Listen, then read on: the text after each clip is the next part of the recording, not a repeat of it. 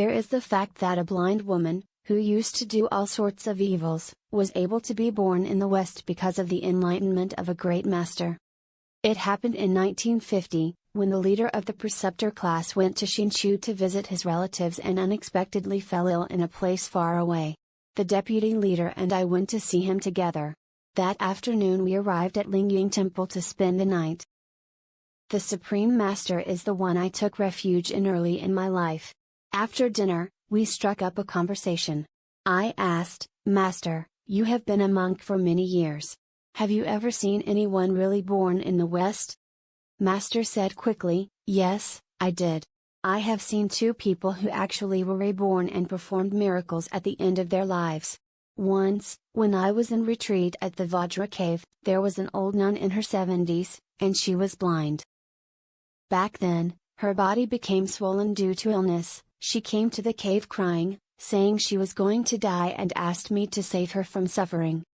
I had no choice but to leave seclusion and return to the temple. I saw that her hut was full of feces and urine, it was dirty and stinky. Then she spoke loudly and sadly that there were a dozen ghosts beating her day and night. She also called out the names of her enemies. Once, a lay relative of hers came, and Master asked, "Do you know the names your sister-in-law screamed out?" She said, "Yes, I know. She harmed those people to death when she was young. No wonder she was beaten by the wronged ghosts, and her body was swollen, skinned and bloodied." Although Master was a Chan student, there was nothing he could do at this point.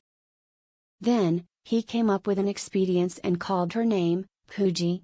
"You have to chant Amitabha Buddha to seek for rebirth in the West so that you are able to free from suffering and have joy." At that time, Puji replied, "It's all dark and I don't know how to chant." Master said, "I will chant a phrase of Amitabha, and you repeat it after me." She literally chanted along with every word the Master chanted. After half an hour or so, Puji suddenly smiled and said, "All is bright now. Those dozen no easy death wronged souls are standing there laughing." In an instant, the wronged souls spoke through Puji's mouth, "Thank you Master for your mercy. The evil blind old woman who committed a heinous crime finally ferried a dozen of us from suffering today." The Master immediately replied, "That's right. We would resolve injustice rather than settle enmity. You must also chant Amitabha and carry your karma to be born in the bliss world, and only then will you be free from the great suffering of birth and death." Master asked Puji again and said, "You must chant Amitabha calmly, chant it with me once more." After chanting for another 1 hour, Puji spoke again. "Master, the sky is full of light now. There are some people in the clouds wearing white clothes and holding white flags who want to receive me to the Western bliss world." At this time, she put his hands together, smiling toward the sky, and passed away peacefully. From then on, a mortal who was full of sins and karma escaped from the Sahasi of suffering, took her karma and was reborn in the lotus state to be free and at ease.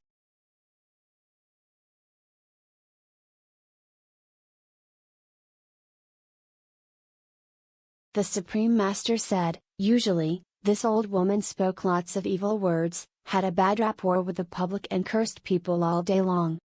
Look, when she was dying, she still cursed those wronged souls as a group of people with no easy death, but then she laughed. The most marvelous thing is that when she was going to the West, her swollen, bleeding and pus-filled body was instantly replaced with a clean one, without odor at all. It's an incredible auspicious sign." After hearing this fact from the Master, I gained a lot of confidence in the cultivation of pure karma, so I was overjoyed. Master also told us another story about rebirth, but I dare not to write it down because I could not remember it clearly. For countless eons, sentient beings have created all kinds of bad karma, constantly rising and falling in the 6 realms. The reason why they cannot escape from it is due to karmic hindrances. When the cause meet the proper circumstance, some will repay kindness or repay grudge, some will collect debts or give back debts, and they will be entangled for many lives. To resolve grudges and untie knots, there is no other way except being mindful of the Buddha.